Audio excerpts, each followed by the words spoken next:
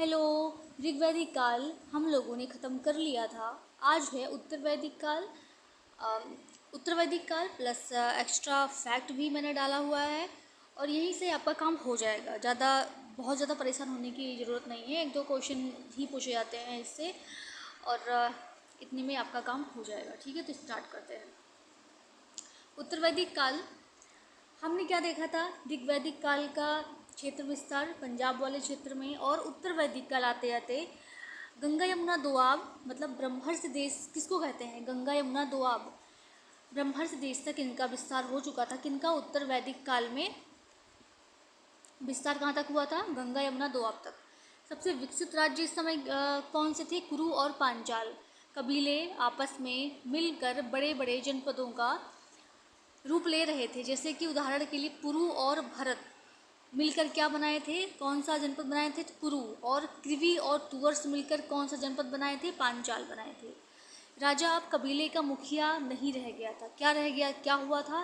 राजा अब कबीले के मुखिया से ऊपर उठकर बड़े प्रदेशों पर शासन करने लगा था। ठीक है। ऐतरेय ब्राह्मण में बताया गया है कि किस उत्तर में, दक्षिण में, पूर्व और पश्चिम में, ठीक है, कहाँ पर कौन से राजा राज्य कर रहे थे, वहाँ के राज्य को क्या कहा जाता था और वो कौन से यज्ञ से संबंधित था। तो इसमें जैसे कि ऐतरेय ब्राह्मण में इस प्रक्रिया को, इस बात को बताया गया है। कौन सी बात को बताया गया है? कि उत्तर के राज्य को क्या कहा जाता था? बैराज्य कहा जाता था। वहाँ पर शासक को विराट कहा जाता था। और यज्ञ कौन सा था? वहाँ से कौन सा यज्ञ संबंधित था? तो पुरुषमेध यज्ञ। और पूरब में साम्राज्य कहा जाता था, यहाँ का राजा सम्राट कहा जाता था और वाजपेयी यज्ञ संबंधित था। दक्षिण में भोज्य कहा जाता था राज्य को, राजा भोज या सर्वराट, और यज्ञ सर्वमेध यज्ञ। पश्चिम में स्वराज्य कहा जाता था या स्वराट, स्वराज्य कहा जाता था और शासक कौन था? स्वराट। और अश्वमेध यज्ञ पश्चिम से संबंधित था। ठीक है, ये ऐतरेय ब्राह्मण में ये चीज़ें बोली गई हैं। उपनिषद कालीन राजा विदेह के राजा जनक, केकय के राजा अश्वपति, काशी के राजा अजातशत्रु, पांचाल के राजा प्रमाहर जैवली। एक नहीं, कई बार ऐसे क्वेश्चन मैच के लिए पूछे गए हैं।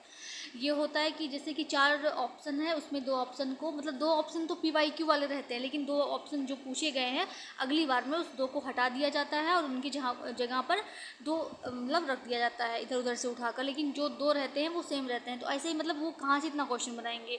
जैसे ये 4 है, विदेह, केकय, काशी और पांचाल, तो विदेह केकय रख देंगे, 2 इसकी जगह पर कुछ और रख देंगे, तो उसी में हम लोग फंस जाते हैं।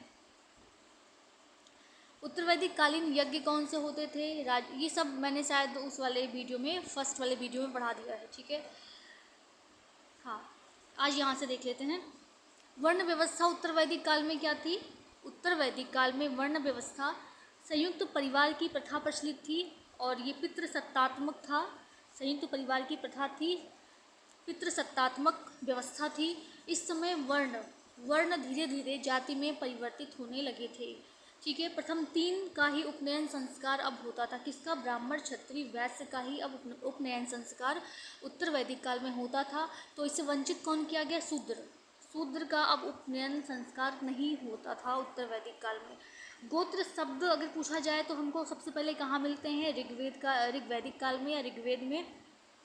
और गोत्र व्यवस्था कहाँ देखने को मिलती है? तो उत्तर वैदिक काल में। 2 तरीके से क्वेश्चन है, गोत्र शब्द और गोत्र व्यवस्था। तो गोत्र व्यवस्था उत्तर वैदिक काल में और गोत्र शब्द ऋग्वेद में या ऋग्वैदिक काल में।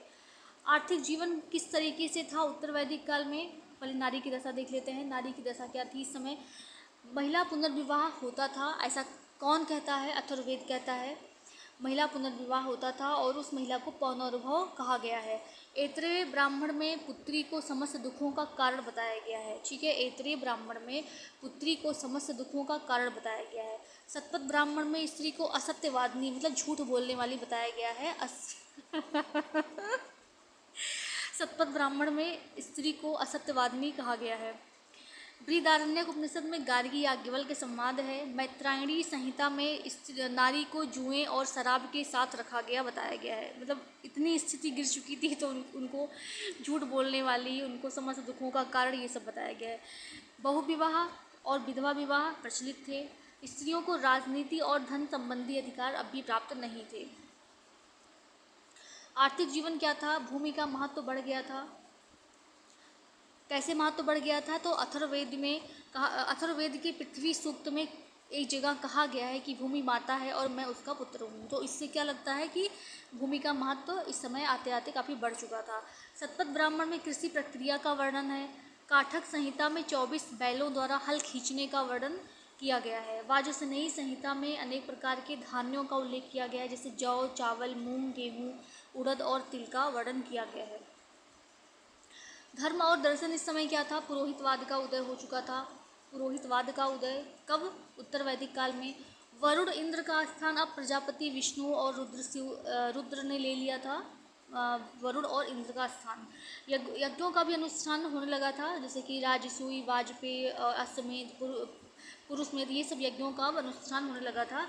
और बड़ा ही घृणित कार्य दिखाया गया है। कहीं नर बलि दी जा रही है तो कभी पशु बलि दी जा रही है। तो ये सब आते कहाँ हमको दिख रहा है, ये सब हमको उत्तर वैदिक काल में दिख रहा है।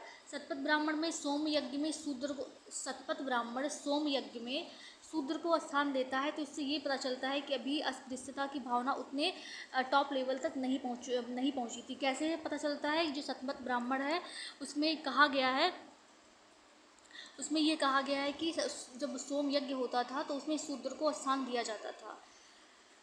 बृहदारण्यक और छांदोग्य उपनिषद में कहा गया है कि ब्रह्मलोक में सभी समान माने जाते हैं। तो मतलब अभी इतनी व्यवस्था खराब नहीं हुई थी, इतना छुआछूत अस्पृश्यता की भावना नहीं थी।